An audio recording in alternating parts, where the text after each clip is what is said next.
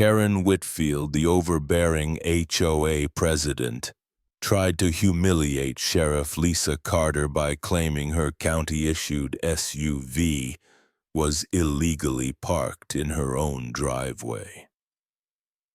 Fueled by arrogance, Karen even summoned unlicensed guards to intimidate her, turning a quiet neighborhood morning into a spectacle.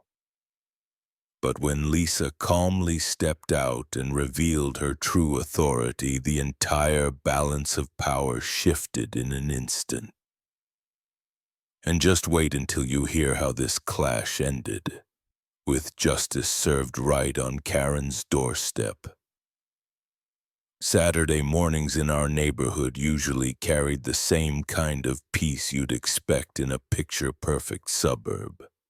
The sound of sprinklers clicking on, kids riding their bikes, and neighbors pulling weeds from flower beds made for the kind of calm most people work their whole lives to achieve.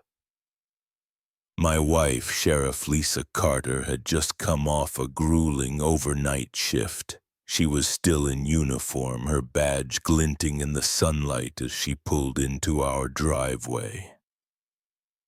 All she wanted was to slip inside, pour a cup of coffee, and sit down for the first time in 12 hours. She barely had time to turn off the ignition before a sharp voice cut through the stillness.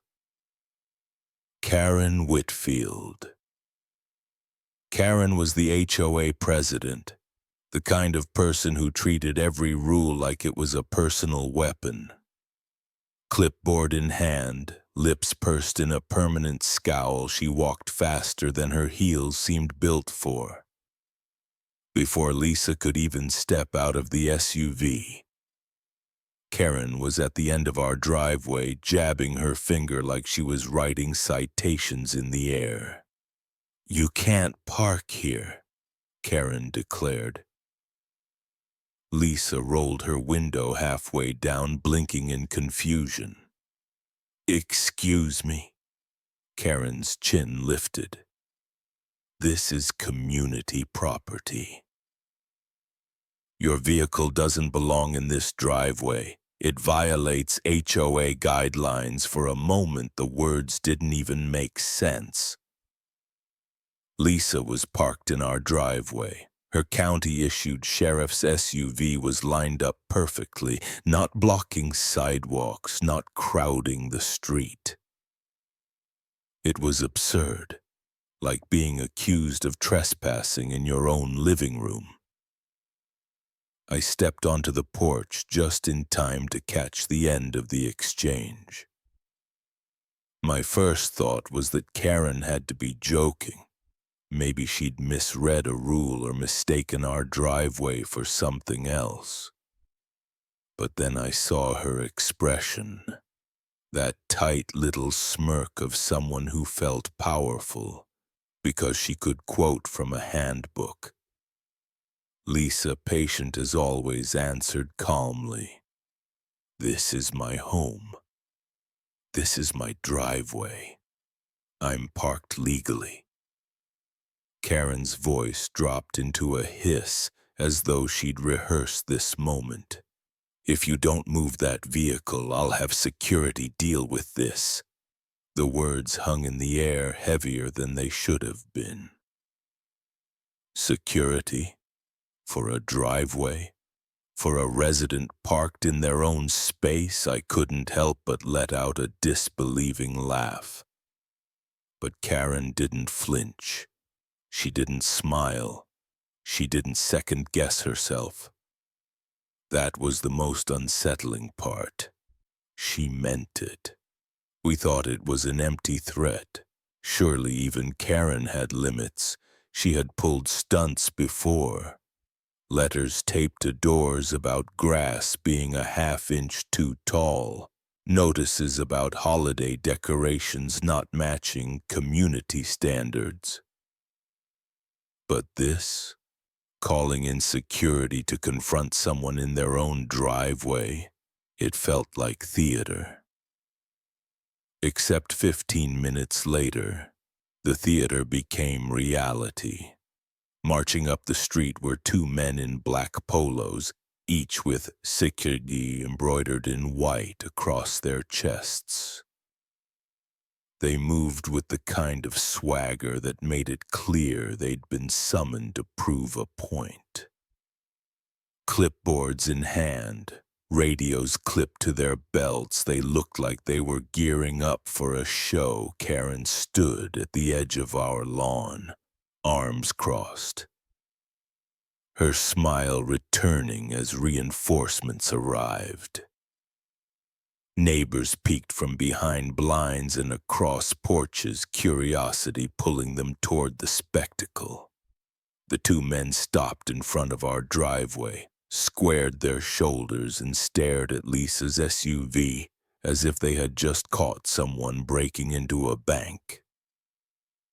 Their presence turned an ordinary Saturday morning into something tense, almost surreal. Lisa stayed in the driver's seat, her face unreadable while I could feel my pulse quickening. What began as a ridiculous accusation was spiraling into something else entirely. Karen had escalated a non-issue into a showdown, and standing there watching the scene unfold, I realized this was no misunderstanding. Karen hadn't called them because she believed Lisa was in the wrong. She'd called them because she wanted to win. She wanted to remind everyone who she thought was in charge of our street. But what Karen didn't know, what nobody there knew, was that she'd chosen the wrong person to test. My wife wasn't just a tired neighbor coming home after a long shift. She was the county sheriff, and Karen was about to find out.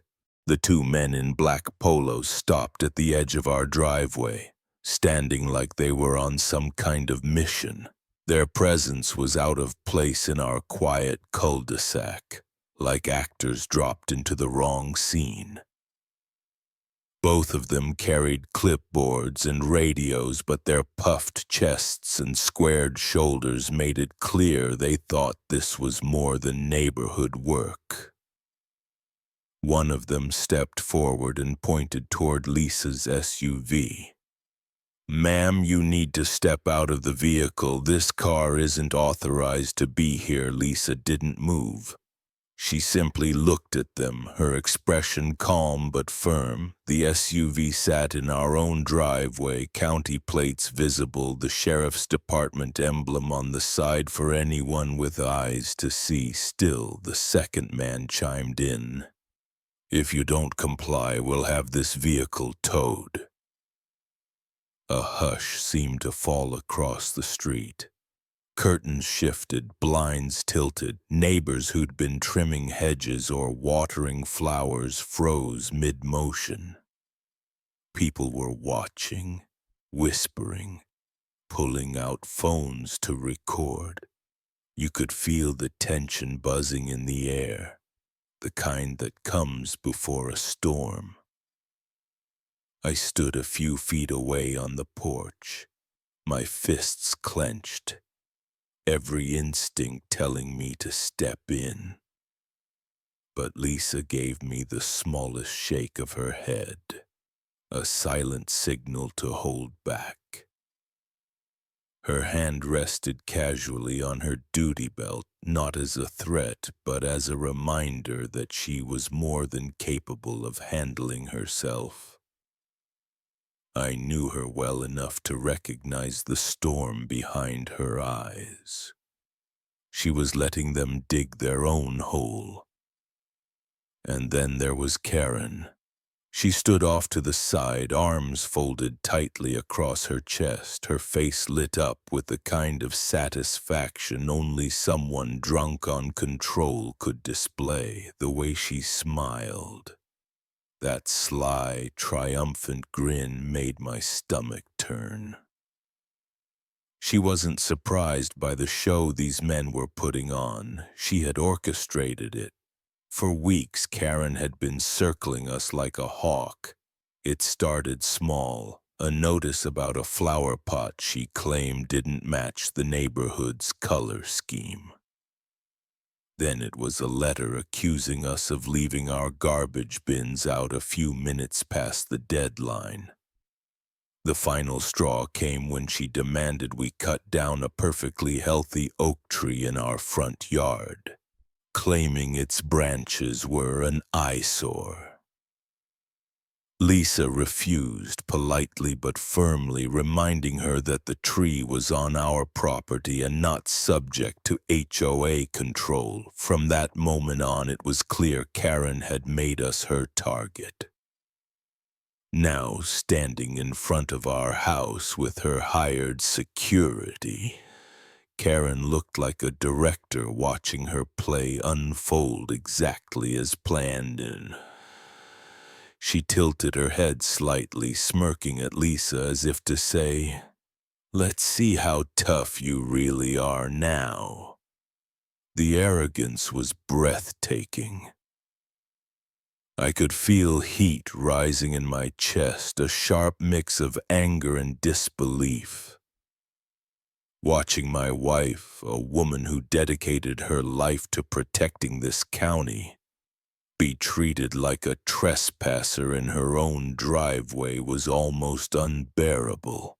The fact that Karen was relishing it only made it worse. The first guard tapped his clipboard as if the papers there gave him authority. "Last warning, ma'am. Either move this vehicle or we'll handle it ourselves." Lisa remained still, her calmness a striking contrast to their puffed-up bravado. The silence stretched, broken only by the sound of birds and the distant hum of a lawnmower. And then, from a few doors down, I caught sight of a neighbor lifting her phone higher, clearly recording. Others whispered from behind their fences. Karen noticed too, but instead of backing down, she raised her chin higher. She wanted an audience. She wanted people to see her flex her so-called power. The more I watched, the clearer it became. This wasn't about a car or a driveway or even a tree. This was about control. Karen wanted to humiliate Lisa, to prove she could bend anyone to her will, even a uniformed officer. That realization made the moment all the more infuriating. Karen had no real power, yet she wielded her position like a weapon, hiding behind technicalities and rent-a-guards to bully people into submission. And the worst part? She was enjoying every second of it, standing there watching her grin while her security barked orders at my wife. Something inside me hardened. This wasn't going to end the way Karen imagined. She had set this stage, but she had no idea who she had invited to play the leading role. The storm was coming, and when it broke, Karen's smirk would be the first thing washed away. The moment stretched thin, like the air itself was waiting for something to snap. Then it happened. Lisa opened the door of her SUV and stepped out, the gravel crunching under her boots. The movement was measured, unhurried, but it had the weight of someone who knew they owned the space they walked into.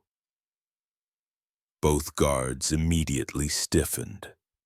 One even reached out and set his hand on the hood of her vehicle as though that would anchor his authority. Lisa didn't flinch. She didn't raise her voice. Instead, she let silence hang for a beat, then spoke with a calm that cut sharper than any shout. "Gentlemen," she began, her tone steady, deliberate. "Before you make another mistake, let me introduce myself." She paused, her eyes locked on theirs. Sheriff Lisa Carter, County Sheriff's Department. You are interfering with law enforcement property, and that's a crime. The words dropped like a stone into still water. The guards' faces drained of color. The bravado, the puffed chests, the clipped voices gone in an instant. They looked at each other, their confidence faltering under the weight of reality. The shiny black polos and clipboards suddenly looked more like costumes than uniforms. Behind them, Karen's smirk evaporated. For the first time that morning, she wasn't in control. Her lips parted slightly, eyes wide, her confidence collapsing into something that looked a lot like panic. It was as if she had just realized the trap she'd built had snapped shut on herself. But Lisa wasn't done. "Let's keep this simple," she continued, pulling out a notepad. "I'll need to see your licenses, your company's credentials, and any permits authorizing your presence here." She didn't bark the words. She didn't need to. Her composure alone was enough to flip the scene on its head. The neighbors who had been whispering behind curtains were now stepping closer, phones raised openly. Some whispered to each other. Some chuckled softly, others just stared with wide-eyed fascination. It wasn't every day you saw the county sheriff put an HOA president and her rent-a-guards on the spot. The taller guard fumbled at his pocket, producing a wallet with shaking hands. The other shifted from foot to foot, clearly wishing he were anywhere else. Their earlier confidence dissolved into nervous compliance, their eyes darting to Karen as though she might save them. But Karen had problems of her own. She took a step forward, her words tumbling out fast, tripping over themselves. "This is just a misunderstanding. Really, there's no need to take it this far. You're overreacting." Lisa didn't even glance at her. She focused on the guards writing notes with deliberate strokes. Every movement she made was precise, documented, undeniable, and the cameras were catching it all. The more Karen spoke, the worse it got. "I was only trying to enforce the rules. It's about keeping order, you understand? The community has standards." Her voice wavered, the polished superiority now replaced by desperation. She gestured toward Lisa's SUV, flailing for justification. It just looked out of place, that's all." But the audience had shifted. The neighbors weren't nodding along anymore. They weren't whispering about illegal parking. They were watching Karen unravel, and some even allowed themselves a thin smile at the reversal. The woman who had strutted through the neighborhood handing out citations and threats was now sputtering excuses in broad daylight. Lisa finally raised her gaze from her notes and turned it on Karen. It wasn't anger, not yet. It was something more controlled, more dangerous. "You knowingly directed unlicensed personnel to interfere with the sheriff's vehicle. You understand the weight of that decision?" Karen opened her mouth, but nothing came out. The silence stretched, punctuated only by the soft clicks of neighbors recording. The guards lowered their eyes, staring at the ground like schoolchildren caught in the act. One of them muttered something under his breath that sounded like an apology. Lisa didn't respond. She simply kept writing, documenting, building a record that would leave no room for denial. I stood a few steps away, my chest tight with equal parts pride and anger. Pride at watching Lisa command the moment with the authority only she could carry. Anger that it had come to this, that Karen's obsession with control had dragged our entire street into this circus. Karen tried again, her voice smaller now. It wasn't meant to. I didn't know. This is being blown out of proportion. But nobody was listening anymore. The bully act had cracked wide open, and what spilled out wasn't power but fear. The shift was complete. Where Karen had once stood tall, dictating her will with a smirk, now she stood trembling, exposed under the weight of her own arrogance. And in the center of it all, Lisa remained the calm eye of the storm, documenting, commanding, and reminding everyone present that true authority doesn't need volume or theatrics. The anger that had been simmering beneath the surface all morning had finally found its outlet. And it wasn't loud or chaotic. It was precise, undeniable, and it was being written into history one line at a time, with the whole neighborhood as witness. By the time the sun began sliding down the sky, the cul-de-sac no longer felt like the same street it had that morning. The so-called security detail, the two men who had strutted in with puffed chests and clipboards, were now being escorted off the property, their heads lowered, their steps far less certain than when they had arrived. Lisa had made the calls, checked their paperwork, and discovered exactly what she suspected. No permits, no credentials, nothing binding them to real authority. They were issued citations on the spot, each one read out in front of a half circle of neighbors who filmed the entire exchange with open delight. The irony wasn't lost on anyone. Karen had summoned them like enforcers, convinced they would solidify her grip on the neighborhood. Instead, their presence became the evidence that shattered it. And then came Karen's turn. Lisa addressed her with the same calm precision she had used all day.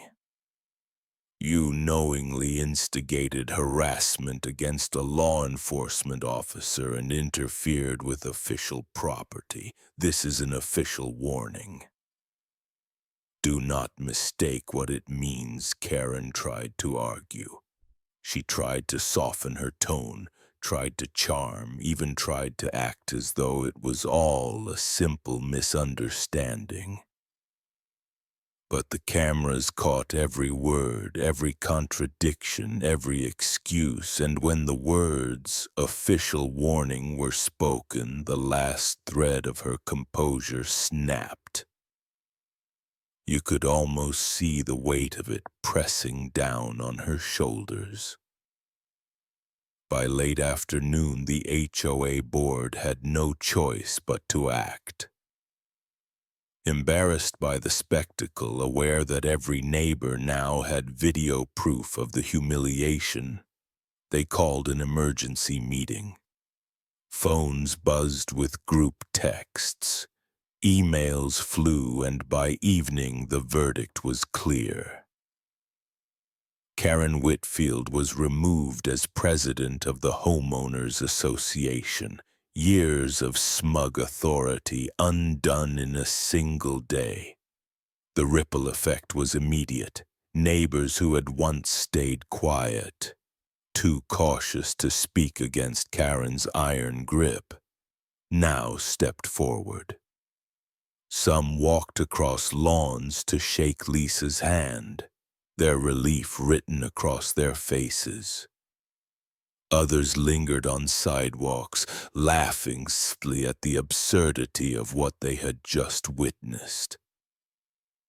Even those who rarely spoke suddenly found their voices, telling stories of Karen's petty letters, her constant nitpicking, her endless need to control. It was as though the neighborhood itself had been holding its breath for years. And now at last it exhaled. For the first time the cul-de-sac felt lighter. Children played outside again that evening, their laughter echoing between the houses. Couples lingered in driveways, chatting freely, no longer casting cautious glance toward Karen's porch. The shadow she had cast was gone, lifted in a matter of hours, and me, I'll never forget the look on her face. It wasn't just surprise, it wasn't even anger. It was the dawning realization that she had aimed her arrogance at the one person in the county she never should have crossed. She had tried to humiliate Lisa, to break her down in front of neighbors and cameras. Instead, she had exposed herself as a fraud, powerless against the calm authority of the woman she tried to intimidate. Lisa didn't gloat. She didn't need to. She carried herself the same way she always did, steady, professional, unshaken. But as I watched Karen retreat into her house, the blinds snapping shut behind her, I couldn't stop the quiet satisfaction that rose in my chest. Justice hadn't just been restored, it had been flipped, turned upside down, and dropped right on Karen's doorstep. The neighborhood would remember that day not as the morning Karen tried to stage her little display of power, but as the afternoon she lost everything she thought made her untouchable. And we got our peace back.